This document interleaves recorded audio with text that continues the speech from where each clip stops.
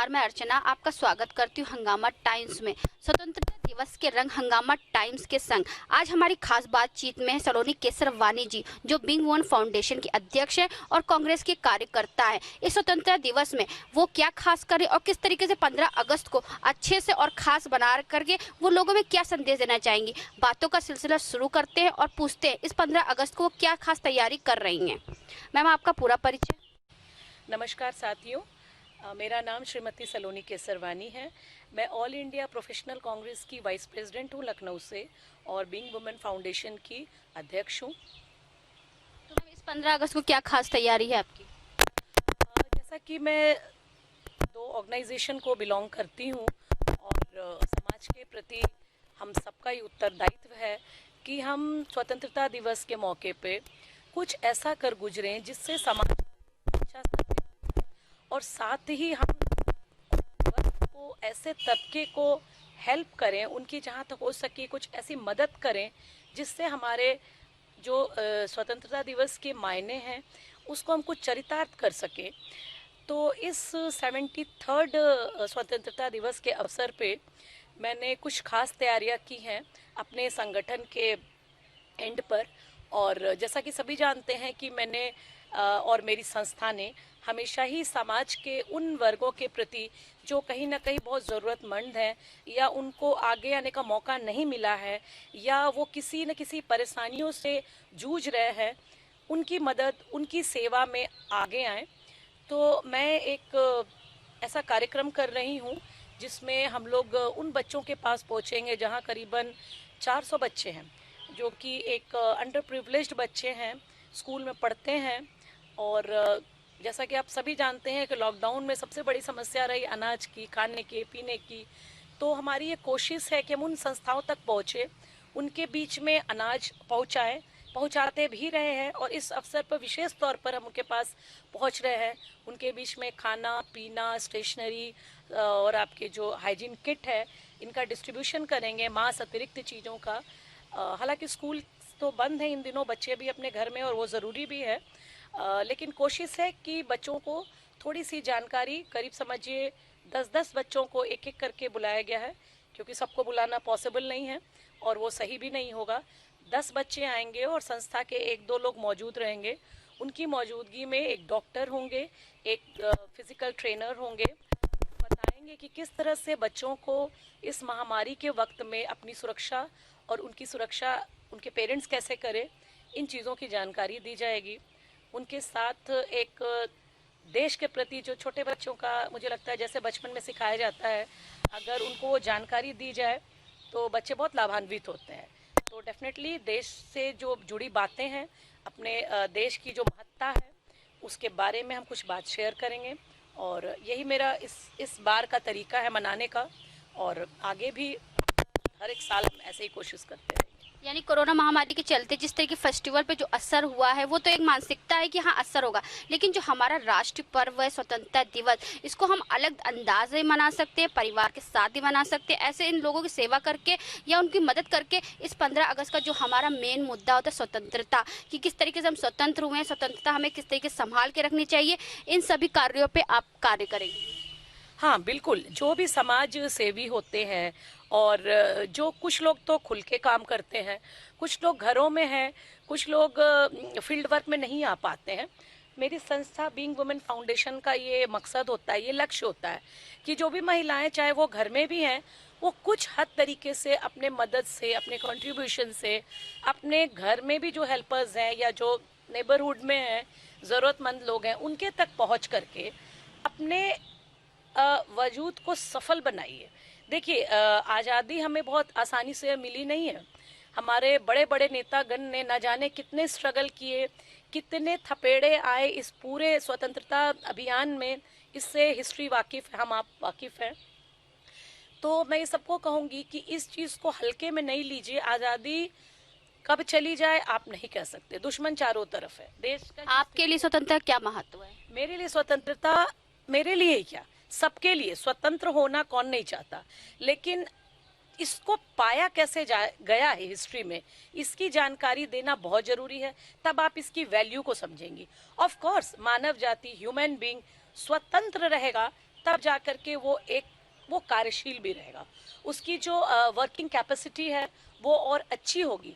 इस बात से अपने बच्चों को जानकारी देना, स्वतंत्रता की कीमत समझो, ये भी बताना मुझे लगता है बहुत ज़रूरी है। और मेरे लिए स्वतंत्रता कोई आसानी से प्राप्त की हुई चीज़ नहीं है, बहुत डिफ़िकल्ट दौर था, इसकी महत्व को ज़रूर समझना चाहिए।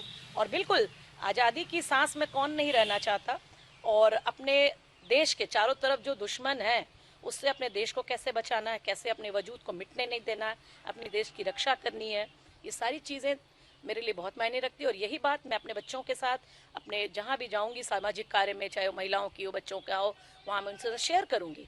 और मुझे लगता है यही मेरे लिए आज़ादी के मायने भी है। जैसे बहुत से लोगों की मानसिकता हो गई है कि जहाँ से शुरू किया था वहीं पे आके हम फिर से अटक गए हैं, तो इसके लिए आप क्या कहेंगे? हाँ बिल्कुल, देखिए स्वतंत्रता मिल गई और लोग और सिलसिला और देश आगे बढ़ता चला जा रहा है। बहुत तरक्की हुई, बहुत तूफान आए, बहुत हर्डल्स आए, उतार चढ़ाव, अप डाउन विश्व में, दुनिया भर में हम देखते, खास तौर पे हमारे भारत देश में, जहाँ पे आप समाचार के लिए टीवी खोल लीजिए, शायद से आप 75% खराब समाचार देखेंगे, 25% अच्छे समाचार रहते हैं। इसका मतलब ये है कि कहीं ना कहीं डेफिनेटली देश जो है अपने इस महाजंग से जो ये आज़ादी पाई गई है उसके मायने खो रहा है, कहीं ना कहीं खो रहा है।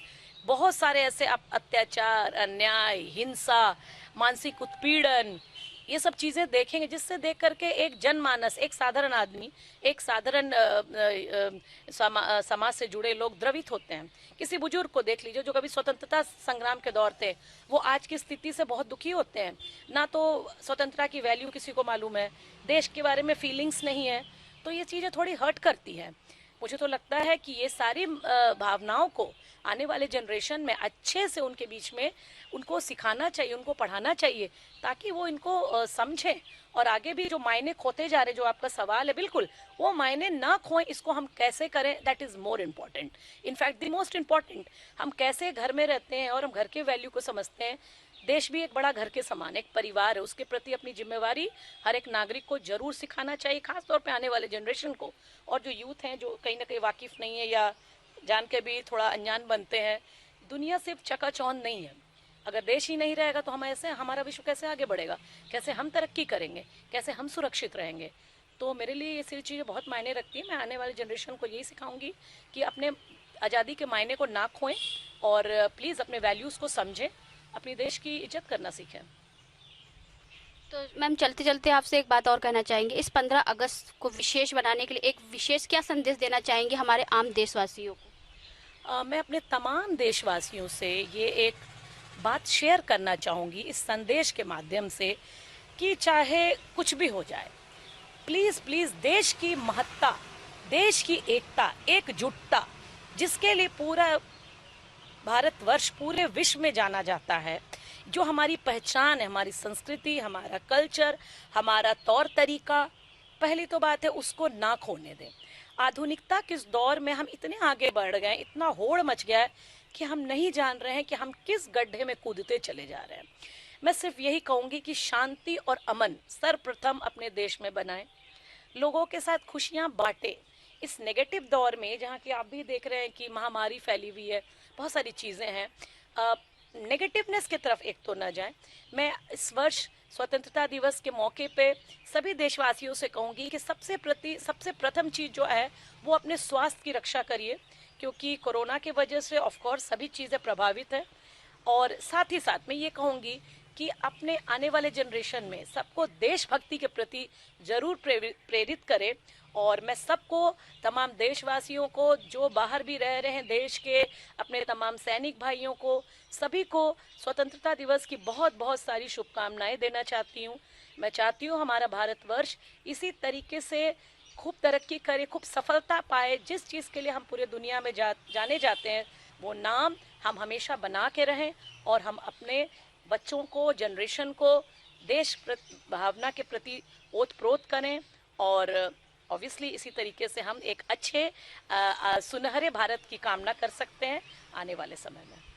जिस तरीके से आपने सुना सलोनी केसरवानी जी ने कितने अच्छे विचार दिए, क्योंकि हम हिंदुस्तानी हैं, हमें हिंदुस्तानी होने पे गर्व होना चाहिए। आज भी अगर हम अपनी जनरेशन से या बच्चों से पूछ लेते कि हमारी मातृभाषा क्या है तो वो बताते हिंदी, लेकिन नहीं, हमारी मातृभाषा संस्कृत है। हम सभी भाषाओं का सम्मान करते, चाहे हिंदी हो, चाहे इंग्लिश, चाहे संस्कृत हो, लेकिन जो हमारी मातृभाषा है, मातृ जन्मभूमि, हमारा राष्ट्रीय गान है, हमारे जितने भी हमारे भारत से रिलेटिव जितने भी चीज़ें होते हैं उसका ज्ञान हमें हर बच्चों में, हर हमारे आने वाली जनरेशन में देना चाहिए, क्योंकि हम हिंदुस्तानी हैं और हमें इस बात पे गर्व होना चाहिए कि हम हिंदुस्तानी और स्वतंत्र नागरिक हैं। इसी के साथ मैं अपनी बातों पे विराम दूंगी। आगे खास बातचीत में और लोगों से मिलूंगी और आगे आपसे परिचित कराएंगे और लोगों से बात कराएंगे। अभी के लिए हमें इजाज़त दीजिए। नमस्कार। अर्चना, मैं आपसे इजाज़त लेना चाहूँगी। धन्यवाद।